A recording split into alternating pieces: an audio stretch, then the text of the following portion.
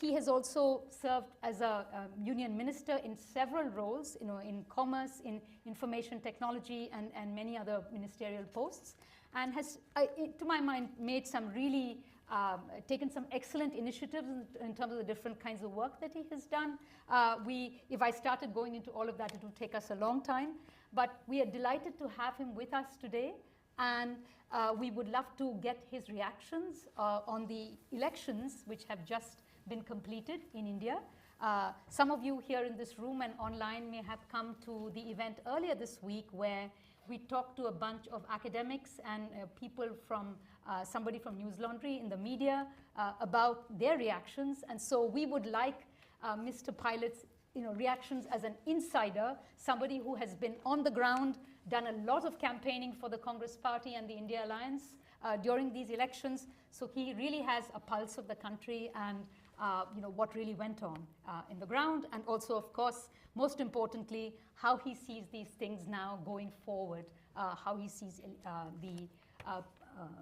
the next 5 years turning out and working out for India. I'm joined by my colleague Maya Tudor, who was the one who initiated and conducted the earlier event this week.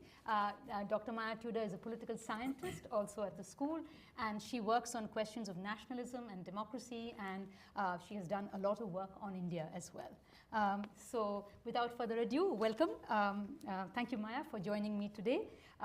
And why don't I hand over to Mr. Pilot, and Maya, maybe you would like to ask the first question on the... Yes, well, I think we should just hear, first of all, about the election. What were your reactions? What was surprising to you? Maybe you expected what the rest of the Indian public, and certainly the exit polls, did not.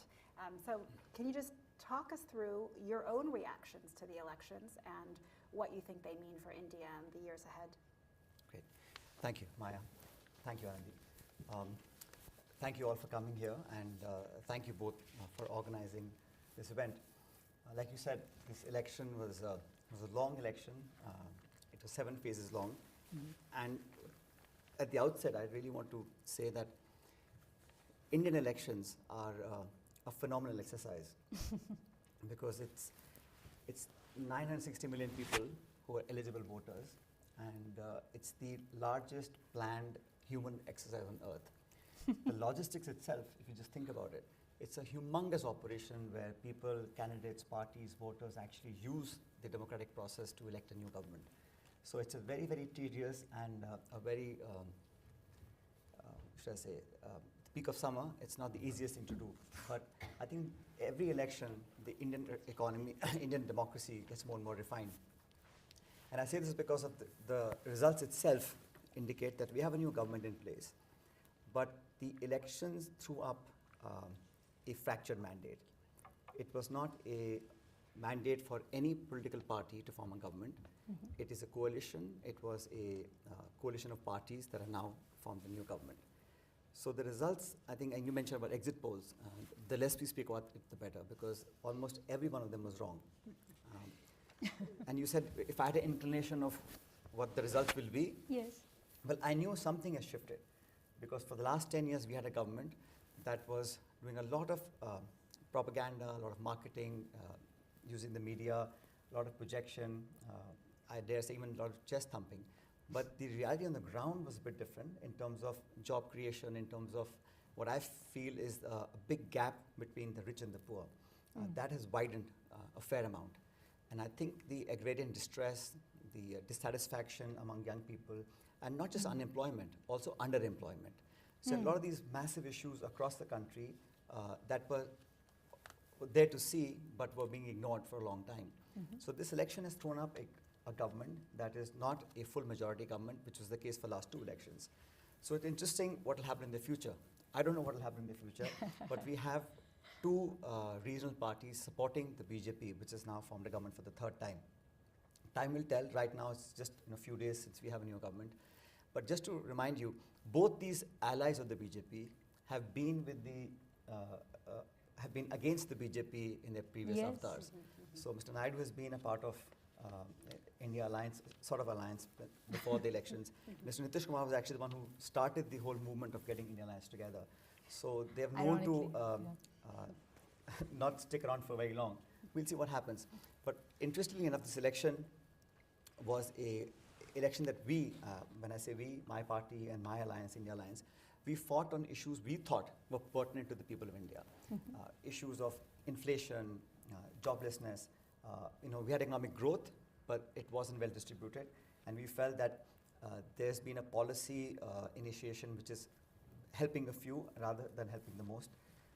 We also felt that the elections were held under an atmosphere where 2 elected chief ministers were detained and put in prison.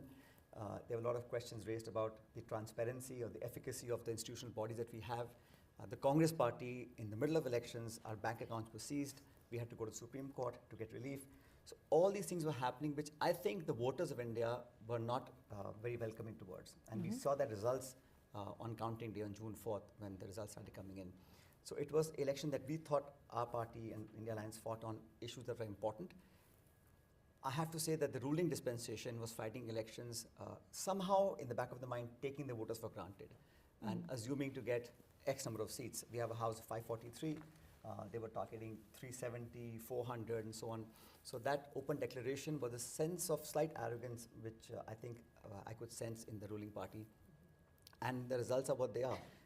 But we have promised to the people of India that our issues will remain the same. We will fight for what we think is right, both inside the parliament and outside. And the India Alliance, which came about, it's not easy to yield space to another political party, which has been your rival for a long time. But we felt the need of the hour was the unity of opposition, and the Congress being the largest party, I think played a stellar role in being pivotal to the creation and sustainability of the India Alliance. So Alliance is here to stay. The government, I don't know. We'll have to see. It's 2 allies which have been quite temperamental in their attitude in previous governments. So we'll see what happens. So election was a spirited election. Many things were said and things were heard. But the people of India have voted, I think, in a very mature fashion. And the elections, you said about exit polls. Every political pundit, everyone who had any inclination of India was thinking, well, numbers are going to be X, Y, and Z. The numbers reflect the reality on the ground, and the Congress party actually has almost doubled its numbers from 50 odd to 100 plus now. And the BJP has come down from 303 down to 240. So they lost 70 odd MPs and we've gained about 60. So it's been a reversal in that sense. Well, let's see how the next 5 years pan out. If they are 5 years, it could be less, who knows. I also, I know that, like you mentioned, you're the member of the Legislative Assembly in Rajasthan, and one of the things that is striking about Rajasthan is just a few months ago you had the state elections, and at which time the BJP sort of routed and your party and moved into power, and just 6 months later they have done really quite badly, and the India Alliance has come back in the state. And if I sort of zoom out as well and see this picture by looking at a few other states, I know that one big narrative which has been given is that, oh, this is a vote against Modi. This has been said a bunch of times. But looking at the experience of Rajasthan and then thinking about some other states which I won't go into a list of, but do you think that maybe this is an anti-incumbency phenomenon that we are seeing, or or do you think there's something else going on, different stories in different parts of the country? It's true. We're a very large country, so you can't really generalize any one particular area. You spoke about Rajasthan. Rajasthan, well, BJP didn't sweep the elections. We got 70 odd MLAs, and BJP 100 odd MLAs, 120. So, and the vote share difference was about 1.5%. It wasn't that much. But what is now a popular word in India is this double engine, right? So you have these two governments. Double engine. Double engine means state government is BJP and government is BJP. So they keep talking about the double engine everywhere. That didn't work very well in either Uttar Pradesh or in Haryana or in Rajasthan. And I kept saying this during the campaign, that what really mattered to the Congress was wherever there's a bipolar contest, Congress versus BJP straight fight, Congress party's strike rate was not that great in the last 2 elections. But this time, on a head-to-head, the Congress party did particularly well in states where there is a Congress-BJP contest. And Rajasthan is one of those states. So we have won 8 on our own ticket and 3 of our allies. So out of 25 seats, we have 11. And the new government was sworn in 5 months ago. Exactly. So yeah. exactly. So there has been a turnaround of sorts. Indeed. Could we have done better? Yes, but we got 0 last time, and time before that. So Yeah. it's like a few 1,000% increase to, Indeed. or maybe more. So it's, I think, a reflection of what we did right. And to my mind, what we did right was have good candidates. I've always argued for younger people contesting elections.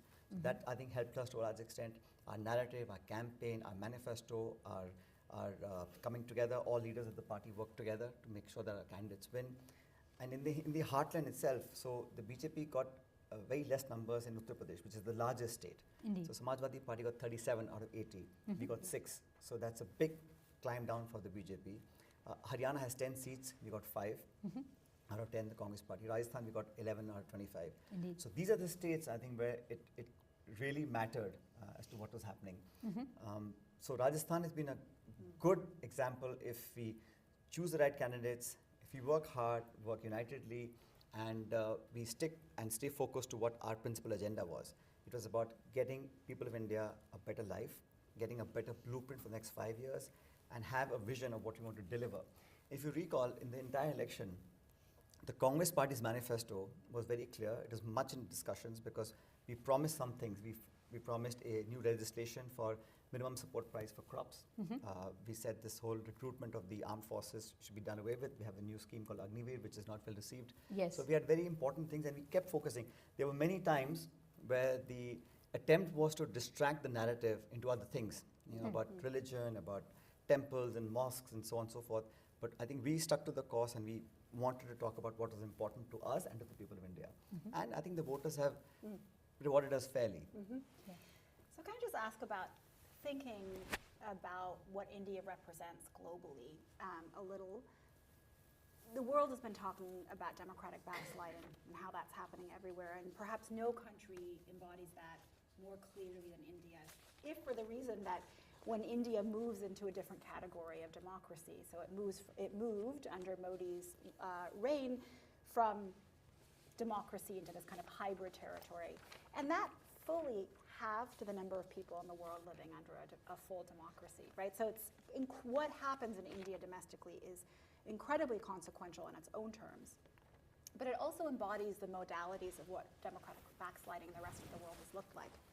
Concentration of power in the executive, the diminution of civil liberties, the invocation of a kind of ethnic nationalism. These have happened in many places, but again, India embodies that. So now, we've had a incumbent government for the last 10 years that has now been checked, and checked, as you just said, in virtue of the realities on the ground. Will this new coalition government, what will it mean for the state of that backsliding? Do you think we're now, India's tomorrow, going to be, or as we look forward in the next few years, going to be functioning the way that it did before 2014? Or are we likely to see the continued, for example, use of the Enforcement Directorate, the CBI, the kind of weaponization of the arms of the state to target politicians that are not in the coalition government? What do you think? Okay, so I feel that the government in the last 8-10 years has certainly exercised the brute force of the state to demonize the opposition, to target leaders in the opposition, and to use those agencies and investigating agencies to create a sort of an atmosphere where doing an opposition leader as character assassination became pretty okay. And if you look at the pure data, the Enforcement Directorate, for example, all the cases, the registrations, the raids, the inquiries have happened. 96% of those people have been in the opposition camp, political parties, political leaders. So that can't be a coincidence. So misuse of agencies has been happening for a while, and the opposition has pushed back on it, and we've taken this to the people, and the people have spoken. Now, the Indian ecosystem, I think, is very, very robust. Frankly, I don't know how this government will function in the future. It's difficult to say. But what I can say is that we took these issues to the people of the country, and we asked voters to think about what should be done. Should there be a level playing field? And you talked about democracy. So India is a very robust, functional, dynamic, and interesting democracy. We're not the oldest, but certainly the most interesting, I can say proudly. And I say this because, having the right to cast a ballot is not democracy. There are many countries in the world where you cast your vote, but that does not signify a functional republic or a democracy. I won't take names, but in many countries you have people who cast votes. But I think what makes a democracy strong and transparent and resilient is the fact that you have institutions that back the democratic process. So conducting elections, casting a vote, electing a government, I think is only part democracy. What's real democracy is that people have the right to question. The parliament has debates and discussions and deliberations on a lot of laws that are passed. You have institutions that check the functioning of the government. You have watchdogs, you have oversight. You have constitutional institutions that for 70 years in India, no matter which party's been in government, we have tried to nurture those institutions. And any country that nurtures those independently functional institutions is a reflection of a healthy, strong democracy. And we have to preserve that. So when institutions come under question, or their credibility, or their functioning, or their transparency is under a question mark, that's not a good sign for the future. Yeah. So I think that last few years, we in the Congress party have talked about this. There was apprehensions amongst people that there may be some tweaking or changing of the constitution, some changes brought about. Again, this was all resonating from the soundboard of the ruling dispensation. There were all these talks.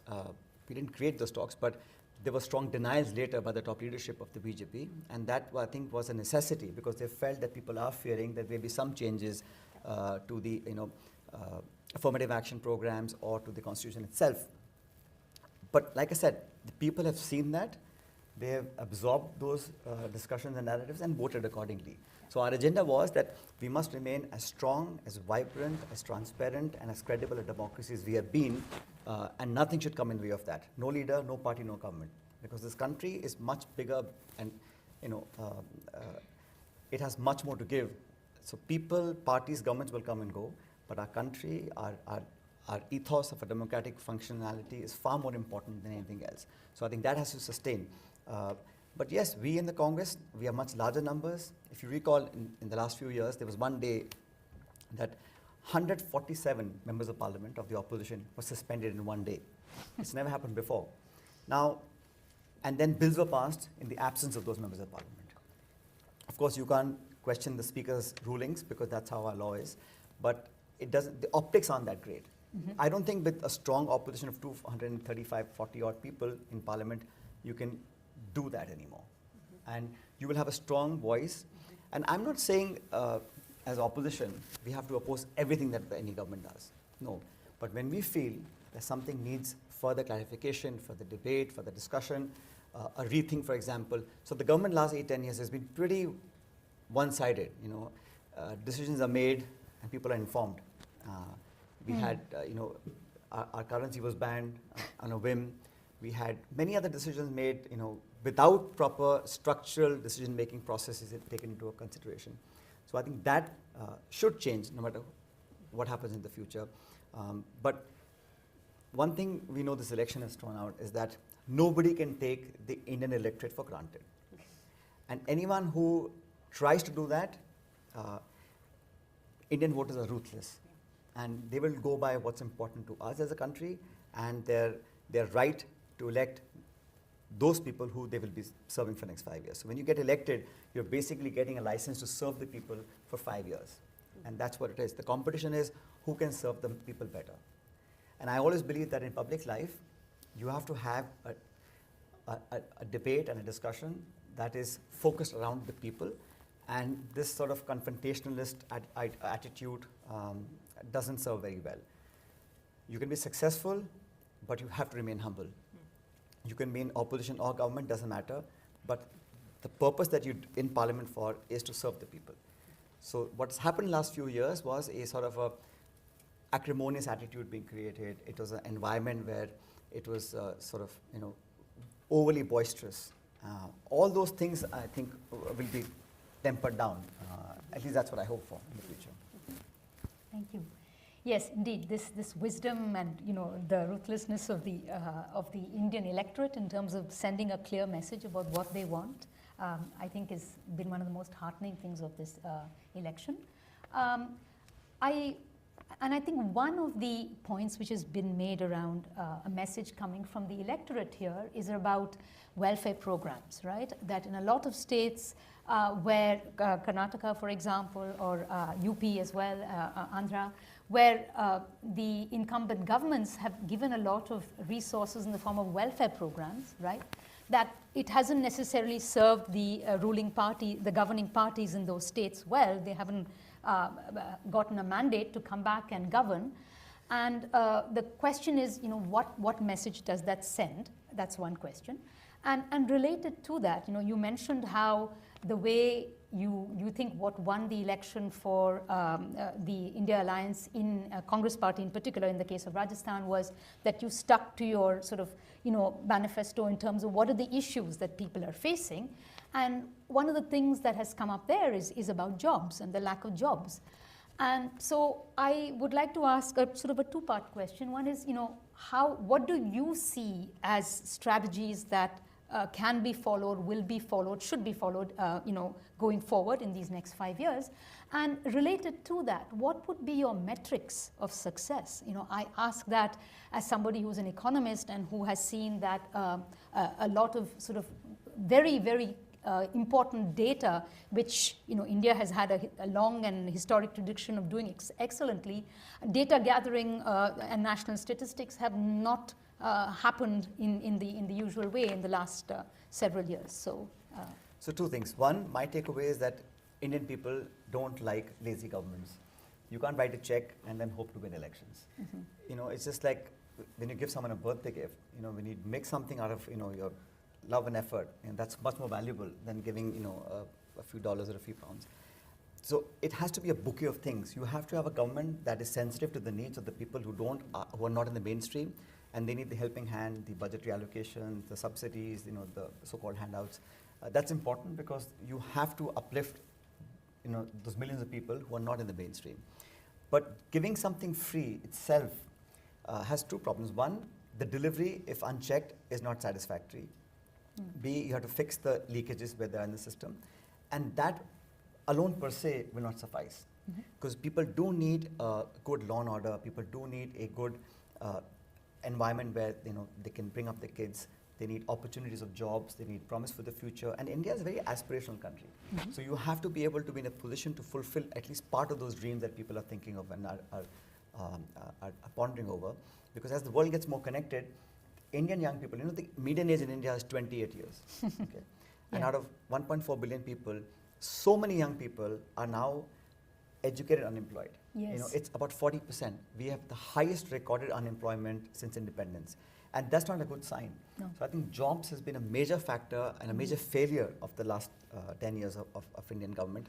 So they have not really focused on, they've had growth, but I think it's been a jobless growth, right? So you had a lot of capital investments, the stock exchanges, and you have a few billionaires, every year propping up, but the real jobs are missing, and that's a big problem. In terms of policy making, so every state in India has a different story.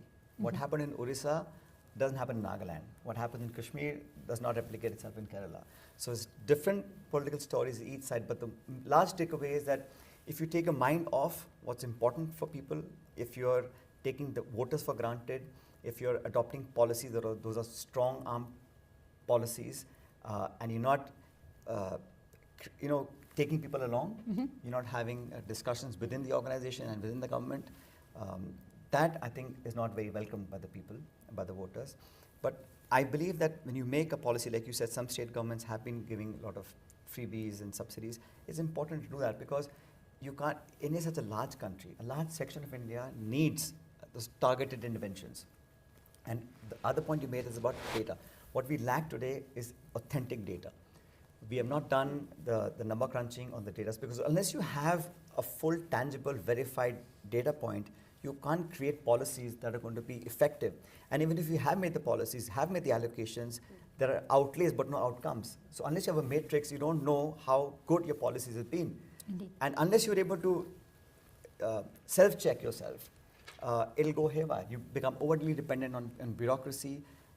So therefore, I think the last 5 years, we haven't had sufficient numbers on many of the data that we need to have. It's such a large country, and if you don't have authentic data, and government has actually shied away from sharing a lot of the data on unemployment, on poverty indices. In fact, the way to calculate poverty has been changed. Right? So that's a very easy way of saying I've lifted so many people out of poverty.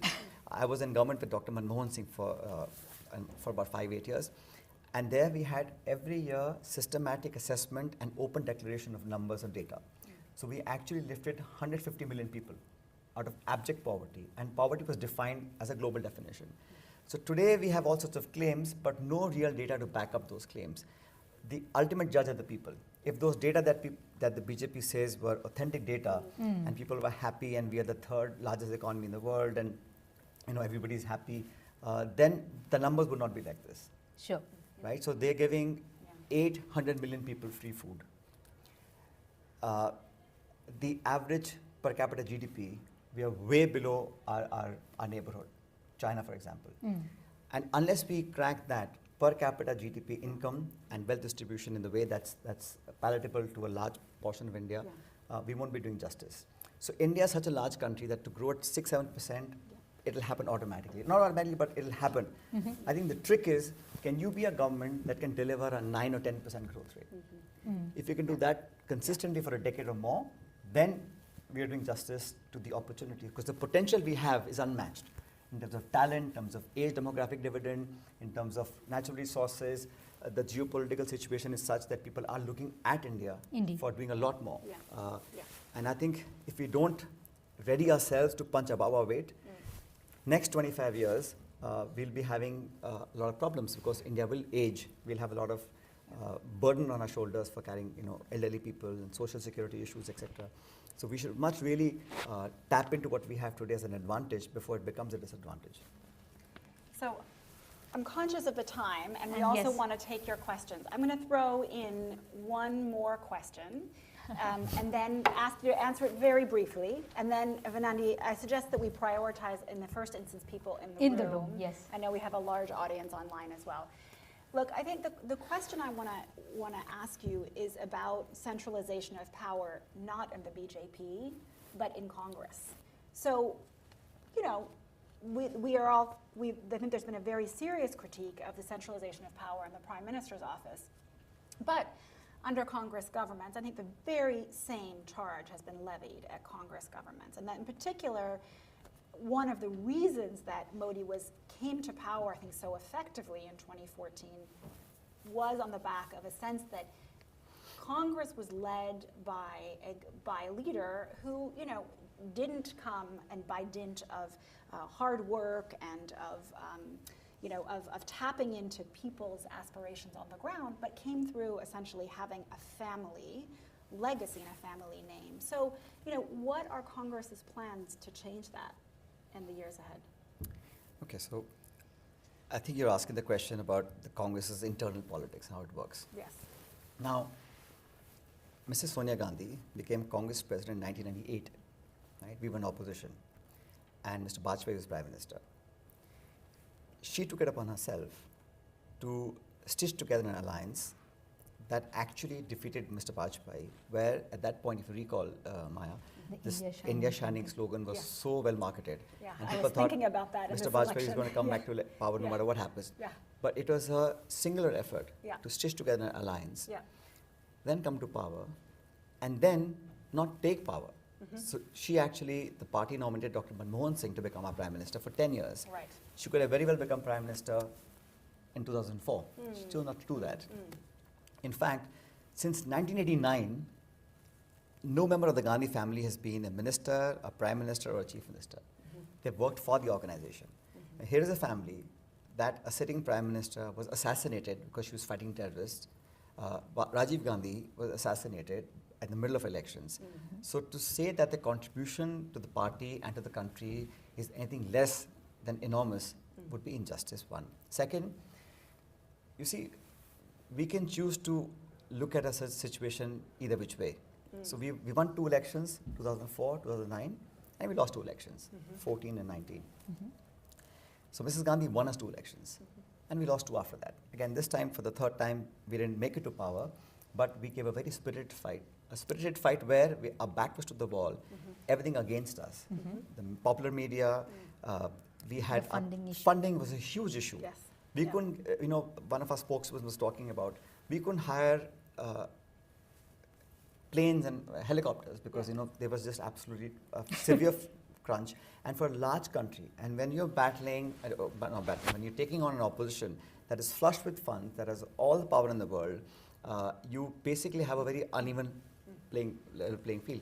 Despite that, and I think what Mr. Rahul Gandhi has done is that after having lost power, he took moral responsibility in 2019. He resigned from the post of president and has not taken that job, even though the party wanted him to take the job, because he felt that if I'm party president and we've done so bad, someone must take responsibility.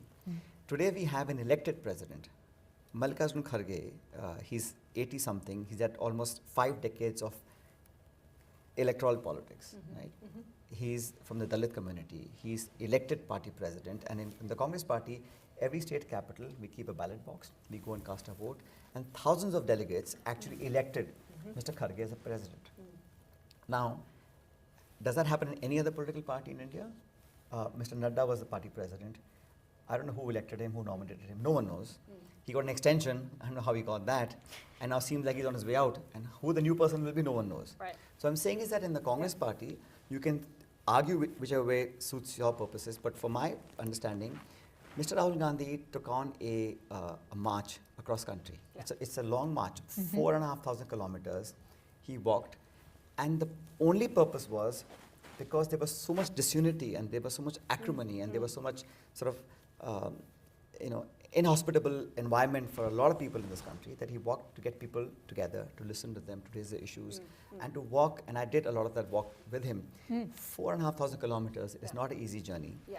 And he did that with the only purpose of connecting with the people. Yeah. Now that's sheer determination and hard work, and not many people anywhere in the world can actually do that.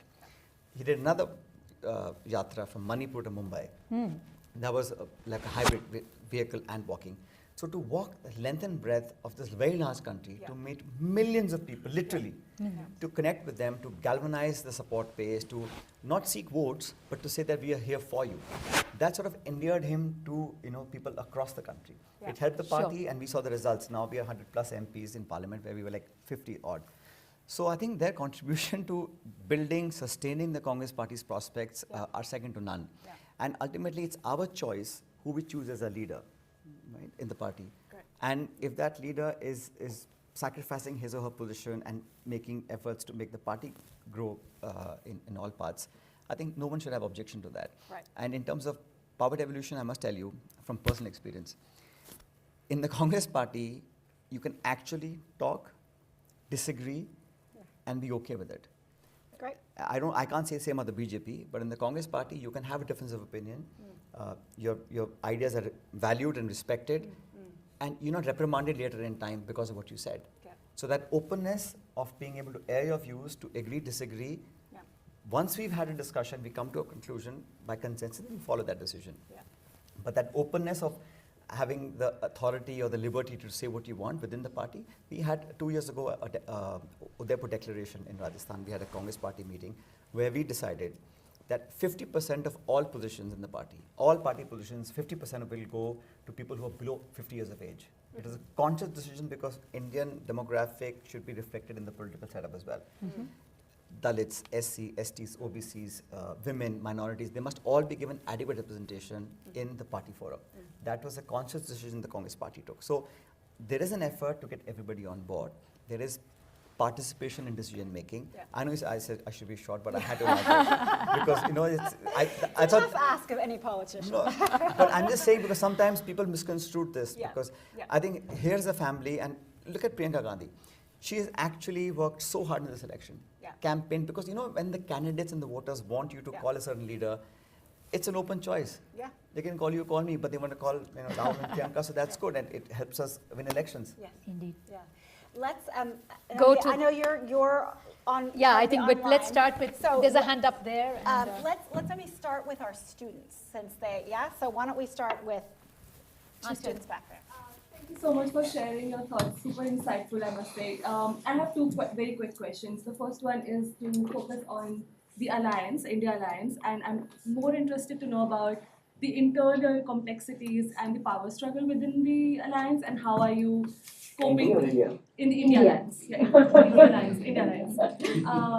And the second question is that in the UPA government as well, we have seen a lot of scams. We have seen the government using other government institutions for their own privilege and hiding of the scams. So there's a very thin line on how every government is using it. There's a trend of that. So how would you say, I was wondering like if you can share your thoughts on how can we curb that, and how to ensure that the government are doing their job effectively without using their power on the citizens or the opposition. So we're going to take a couple of questions, and we'll keep track of them. Next, Nitin. Thank you, sir, for your talk. Taking after Dr. Tudor's question, I think BJP is always ahead of Congress in setting the narrative. So with the new government coming, what are you doing to be ahead of narrative, especially of things like CA or the delimitation where they try to change the seat composition of North and South? So what is Congress doing to set the narrative where BJP seems to always take the lead nowadays? Okay, can I do one more? And then, yeah, oh wait, okay. Can we Okay. prioritize our own Sure, students? sure, Yeah, sure. Roop is next, yeah. Thank you so much for your insights, sir. My question is in terms of the issue you highlighted, the unemployment issue. What is the policy that sort of reverses that trends, and how does the alliance plan to push for that particular policy? Start with her. You know, the India Alliance was a difficult one to put together, and there are two of our partners who actually went to the NDA. We fought elections against each other in the India Alliance, last 3, 4, 5 years. But we all decided that in the larger interest of having a united opposition, it's important for us to come together. And the issue, what brought us together, was the fact that the entire opposition got twice the number of votes than the BJP. And BJP always benefits from a fragmented opposition. It wasn't easy to seat space. It's to give one seat to another party, your rival within the state, it's very difficult. For example, Aam Aadmi Party, we didn't have an alliance in Punjab, but we had one in Delhi. Very complicated. Mamata Banerjee, she's part of India Alliance, but no seat sharing.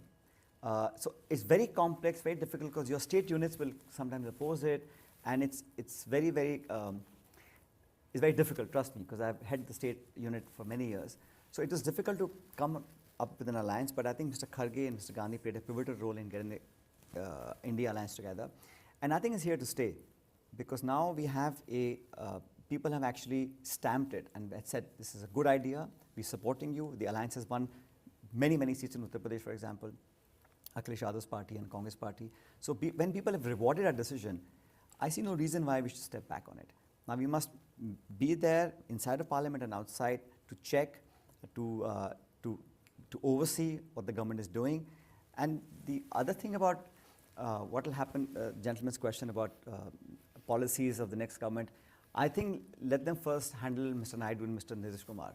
They have been around the block many a time. So I think let them first go through with that, because there's been a huge discussion about the delimitation process benefiting the northern states and not so much for the southern states, because the growth rates are different, population growth rates. So it's very difficult to say what will happen. There are legal provisions as to when the commission will get formed, but I would hold my thoughts till I see how the contours of the new coalition come about. We already had one or two parties who didn't take oath that day.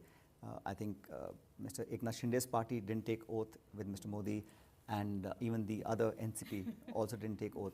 So you'll have these teething problems in the beginning, which are most likely to manifest into bigger issues as time goes by. So I think it'll be interesting to watch. But the opposition, as we have said in our manifesto, we are committed to what we speak of. And that will be our stand through the course of the next 4 or 5 years, or however long the government lasts. One does not know, because the numbers are stacked like this. If you think about it, 22 or maybe 2 dozen seats, if were to shift from the NDA to India, we would have a different government. So it's actually much closer than what we think it is. 2 dozen seats, that's it. Yeah. Had to go from NDA to India, and we'd have a different government. So I think that reality check must be there in the hearts and minds of the people who have taken oath on just recently. So we'll see what happens. In terms of, this last question about the jobs, that really is that's the responsibility of the government of the day. But I think state governments also have a role to play. So wherever we are in government, I have always advocated that everything else can wait. But people that when they get overaged for applying to government jobs. You have these paper leaks, this NEET issue just happened in India. It's a huge problem. So when young people's future is under question, I think no leader, no party, no government has a right to play with the future of young people. We must conduct elections in a transparent fashion. We must provide jobs. There are 30 lakh, 3 million backlog in government jobs, government of Central India. They should provide those jobs. And besides government jobs, unless you have a real job-oriented policy making in state governments to absorb young people from the farmland to the shop floor and to skilled labor, to higher education, the SMEs are the answer. Small and medium scale industry are the answer for getting rid of unemployment. All across the world, it's not the large corporations, it's a small SME sector that really employs tens of millions of people. And that's what we should focus on.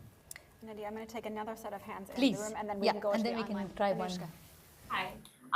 So here at the MPP, we talk a lot about sort of unlikely coalitions, and the India Alliance is a pretty massive, fantastic, brilliant, but also unlikely coalition.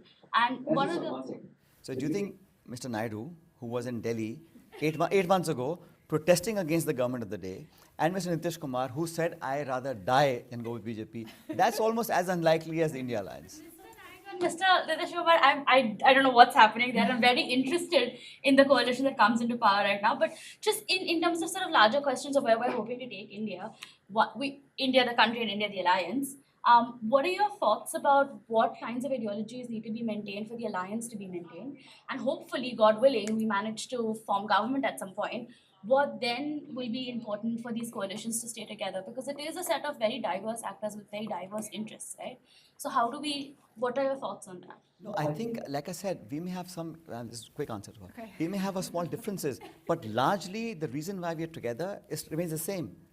So the matrix is the same. We have an alliance which is against the NDA, and we've all come together, and people have rewarded our coming together. So I think we are here to stay. And like you said, and I always say this, so today's opposition is tomorrow's government. Right? So I agree with you, but the reason right now that the alliance is together is against the NDA, which is fantastic. Yeah. But once it forms government, what keeps it together, and how do we stay together as an alliance? बनने दो, सब हो जाएगा, चिंता मत करो. Just wait for that. Okay, so we have first here, Gargi, go next, yeah? Yeah, first of all, congratulations for putting that alliance. Like, it was an exemplary thing to happen. Like, everybody in India was concerned about how is the opposition going to react, and how is opposition was so fragmented, we were losing hopes, and democracy was like, so the way you have actually put up all the parties together, I just want to know your reflections on what special effort did you take for putting them together, and what was the tipping point really, which really made all the opposition to come together and forget their own differences and be there? Hold your answer, we've got a couple of questions, yeah. I'd like to move away from the coalition for a bit and move towards something which is more sustainable. So as a democracy, we can only sustain ourselves if our institutions are strong enough. You're speaking about unemployment, you're speaking about all the other issues, even at the state level. But in the last 10 years, there's a lot of damage been done. There's no enough data. How do you, sitting in the opposition, now plan to strengthen our institutions and make sure that the entire decade of lost data is coming back to us? And with respect to coalitions, just a bit over there, we should also learn lessons from the past, right? We've seen Morarji Desai's government. They were all there, all thinking about they're going to stay, but lessons from the past shouldn't be forgotten. So how do you plan to learn from the past and then move to the future? Great, and we'll take one more, but please keep it really brief. Yes, here. So I have an interesting question. So I don't know whether everyone knows this or not. So in 2001, sir, opening a grill compound with his sister and sir's brother-in-law. Could you tell us about your experience running a Broad set of questions. So just to add to that, I've had many hats before that.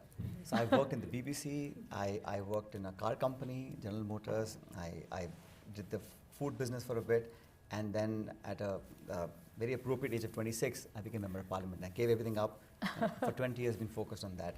But each of my stints, whether it's in journalism or in corporate sector, I've learned something, and I think my background. My father used to always insist that, because he didn't really have a splendid education, he was in the Air Force, but he always felt that, fame, fortune, positions will come and go, but a good education will be by your side, till you're alive. So he really focused on getting a good education, and I'm glad I had the good fortune to go and get those degrees. So that really helped me. That she asked a question about the scams. Miss, you asked about those things. Now in hindsight, right? So when we were in government, a lot of allegations were made. Just one, the Spectrum scam. You remember that scam? The numbers were like how many millions, tons of billions of dollars. BJP's had 10 years in government, right? What has been the conviction of that? There was a lot of propaganda, a lot of blame game, a lot of allegations. But if there was anybody at fault, and I'm open to all inquiries, right? For 10 years, you have space to conduct inquiries and punish people who were guilty. Nothing's come out of that. That CAG report, the Spectrum scam, and I'm sure if anyone does anything wrong, he or she should pay the price for it. But what happens is we get lost in rhetoric. So in 10 years, all the cases against, let's say, they've hauled Mr. Rahul Gandhi to the ED office. They've called Mrs. Sonia Gandhi for questioning.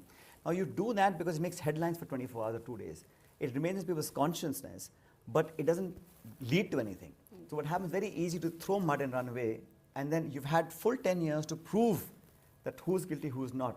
All those people who ran away from India, I won't take names, but who are living in this country and other countries, why haven't they been able to bring them back? All the black money that was abroad was supposed to come back to India. That hasn't come back. So I think we must, election speeches, rhetoric, and announcements versus what really has been on the ground. So it's very easy to say that, Dr. Manmohan Singh actually, to my mind, the most honest human being on the planet.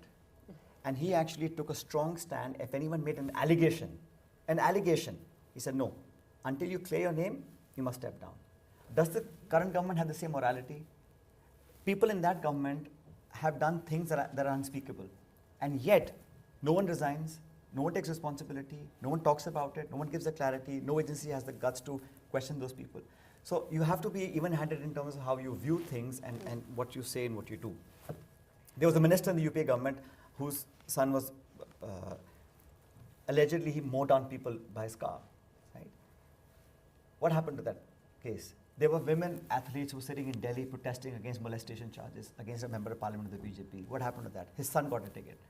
So you can't have two standards, right? You have to be even-handed. And people of India, this whole temple talk happened so much. Ayodhya, BJP lost that election in that temple town. It's not about one religion or one temple or one constituency. I'm saying that the Indian voter is wise. They know what is right, what is wrong, much more than you and I. We all think we are smarter and we know what's going on. The political knowledge, the instinct, and the calculation of the Indian voter as a whole is, I think, by far higher than anyone I've ever seen.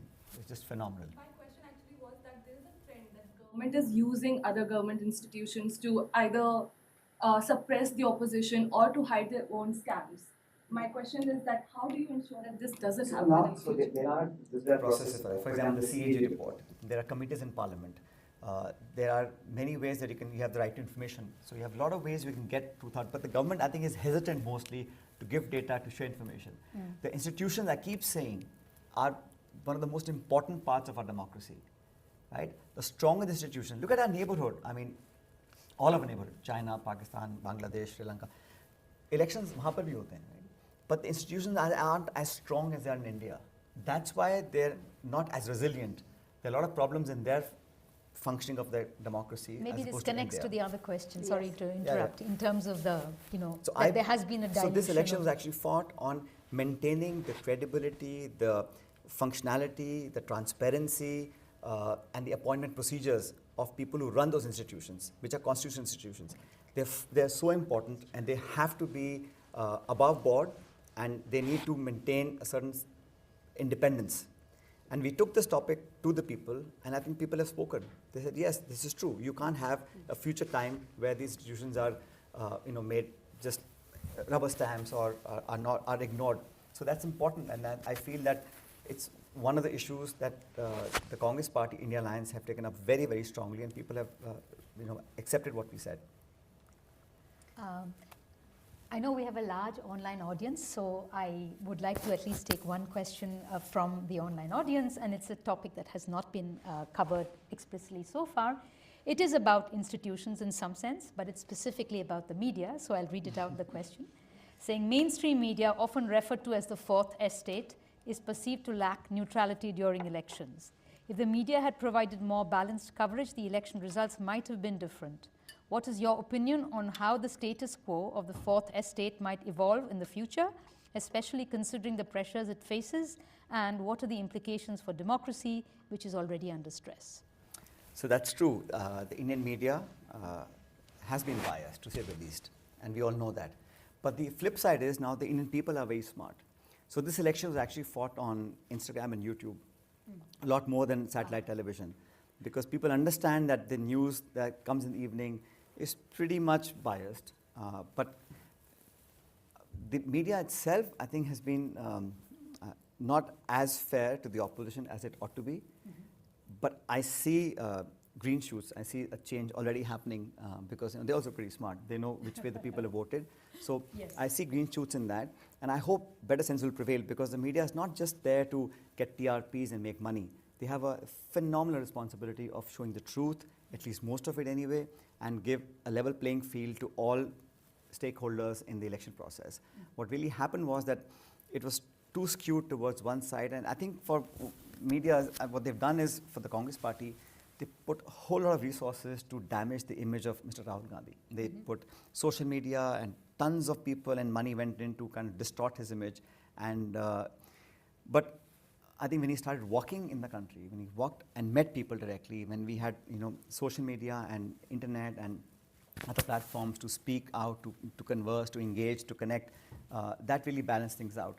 So people now, I think, have understood that what's coming on TV is coming on TV. It's just speaking at me. It's not really giving me an informed opinion or something that's tangible and I can take back home to my family and kids.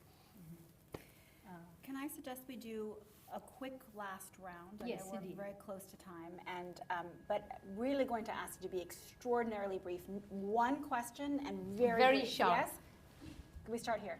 So my question is about, like, again, the alliance and social issues.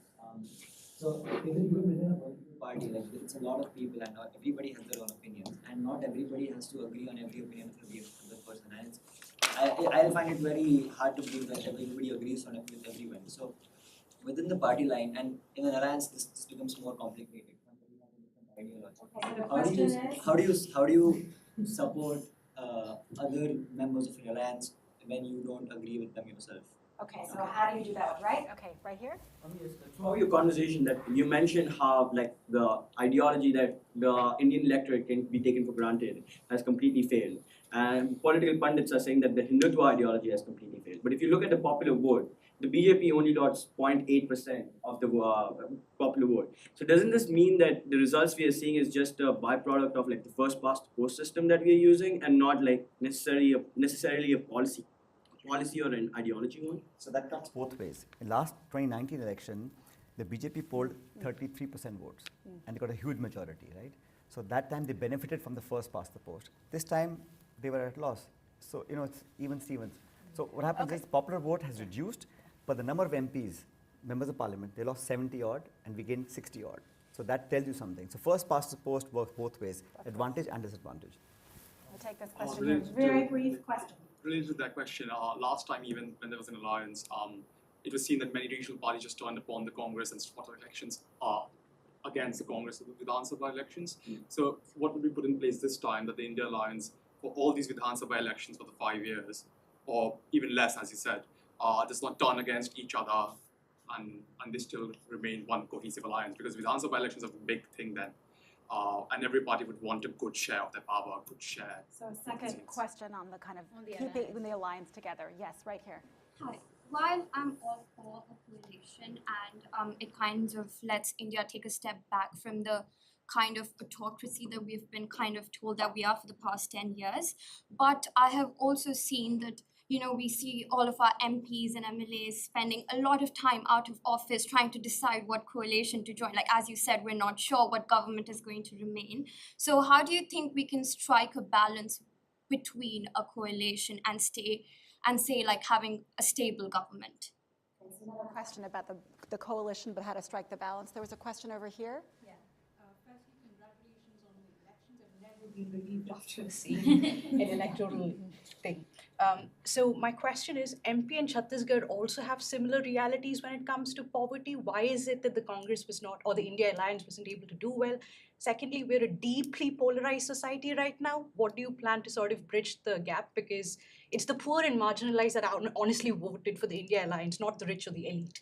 So let's start with the question Great. first. You know, I think when you say it's being polarized, I don't agree with completely. There are attempts to do that, but I believe 1.4 billion people in my country, in our country, are averse to polarization. Right? There's a cap, there's a limit to what percentage can be polarized. Indian voter, Indian citizen, inherently, through a historical 5,000 years history, has been accepting. That's what our religions, all of them, they say that we must accept and embrace everybody. Not, intolerance is different. I'll tolerate you. That's not nice. I have to accept you. Tolerating is like a sympathy, or I'm giving you some giveaway. Accepting your viewpoint. That's the ethos of our heritage for thousands of years. I think we live by that. It's not possible to polarize, no matter how much anyone tries to do. And I think what we need now is a healing touch where people are able to come together, put aside differences, and work towards the betterment of our country. Elections will happen every 5 years, we'll have elections. But people, society, young people's future is far more important. And the coalition, you asked questions about how are we going to navigate that. I'll be honest with you, it's never easy. But I think when we've come this far, we will go that much further. We will come together and figure out a way to tackle all those state level issues. And they happen, because if you're a regional party in UP, you want all the seats for yourself. National party is difficult to give it. So it's always a back and forth give and take, which has been the nature of the beast. All alliances are like that. But when the larger objective is in front of us, the smaller ones have to be taken care of. And if something is not, if I have a difference of opinion with you, if it's not a deal breaker, it's okay. It's okay to disagree. That's what to learn. It's okay to disagree. It's okay to differ from each other. It's okay to understand your point of view, not completely agree with it, but yet for the larger good of the country, work together. And that's the nature of politics that we must now practice in India, and that's what's required. Again, last point about this coalition, people are very concerned about, I think you should be more concerned about the ruling party coalition. We are in opposition, so we are going to, in the opposition, wait for a time, which may happen any time, we don't know, because both the alliance partners, Mr. Kumar and Mr. Naidu, have sort of a very love-hate relationship with the BJP.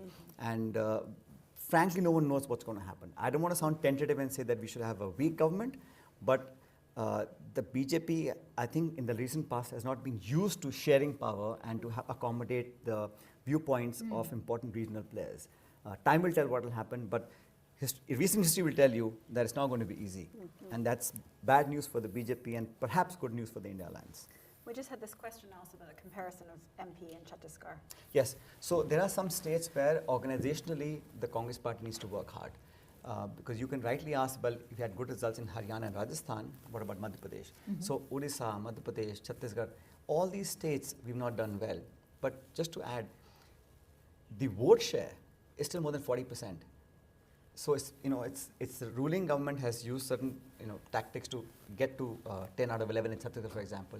Madhya Pradesh is a concern because we have a really robust organization, but perhaps not enough to get us past the winning margins in Madhya Pradesh. But I see it from a different point of view. Wherever we've not done well, I see potential. I believe that we have a lot of scope to improve. And we can do that because we have an organization, we have a history behind us. It's not a new arena or something that's really unknown to us. We will be able to build it, and we'll use this next few months and years to build the organization and get much better results in those states. I think on that note, that optimistic note, and we wish that India continues always to have a robust opposition, because the wisdom of the Indian voter recognizes the value of that. And we hope that, whether it's the government in power or whether it's the opposition, that the country continues to be a bastion of democracy and does well economically and otherwise in the future. And personally, we wish you a very, very successful, upcoming 5 years and beyond. Thank you to all of us, all of you who have joined us today, and for all the people online. I know there, some of you online may have been disappointed that I cannot take more questions, and you have many interesting ones for Mr. Pilot, but I'm sure that he will give his response best in the actions that he takes over the next 5 years. So thank you all, and have a very good afternoon. Thank you.